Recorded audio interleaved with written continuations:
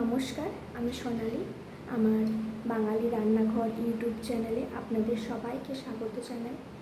আজ আমি একটা নতুন রেসিপি নিয়ে চলে এসেছি। আপনারা পুরো ভিডিওটা দেখতে থাকুন। আপনারা এই রেসিপিটি একবার মাত্র বানিয়ে খান। অল্প তেল মশলা দিয়ে খুবই সুস্বাদু একটি রেসিপি। আপনারা পুরো ভিডিওটা দেখতে থাকুন।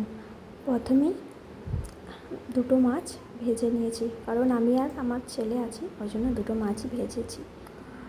তো দুটো মাছ দিয়েই আজকে রেসিপিটি বানাবো। মাছগুলো ভেজে তুলে নিলাম। তারপর ওই তেলেই আমি বেগুনগুলো একটু ভেজে নেব। বেগুন ভাজা কমপ্লিট, বেগুনগুলো আমি তুলে নিচ্ছি। তারপরে ওই তেলেই আমি আলুটাকে সেদ্ধ করে রেখেছিলাম, তো ওই আলুটাকে একটু ভেজে নেব। তো সেদ্ধ আলুটা একটুখানি ভেজে নিলে খেতেও টেস্টি হবে। প্রথমে তেল, কালো জিরে ফোড়ন দিয়ে দিলাম, তাতে টমেটো কুচি দিলাম। টমেটো কুচি দেওয়ার পর তারপর আমি মশলাটা অ্যাড করব। এটাতে আদা, রসুন, পেঁয়াজ, ধনে গুঁড়ো, জিরে গুঁড়ো, হলুদ গুঁড়ো, লঙ্কার গুঁড়ো দেওয়া আছে। তো এটাকে ভালো করে আমি কষিয়ে নেব। আর বাটি ধোয়া জলটা একটু দিয়ে দিলাম। এটাকে নুন আর একটু চিনি দিয়ে দিলাম।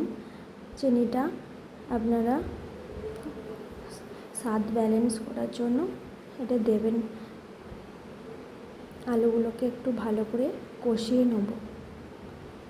ভালোভাবে কষানো হয়ে গেলে আমি ওতে এক বাটি জল অ্যাড করব।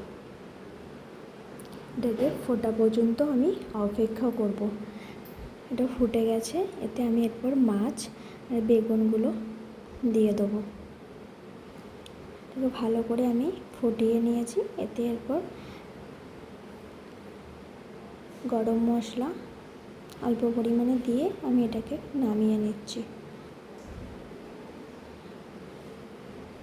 নামানোর পর তোমাদেরকে দেখাবো যে কেমন কালারটা এসেছে। তো হালকা পাতলা তেল মশলার, দেখতেই পাচ্ছ পাতলা পাতলা ঝোল করেছি। তো কালারটা দেখো খুবই সুন্দর এসেছে।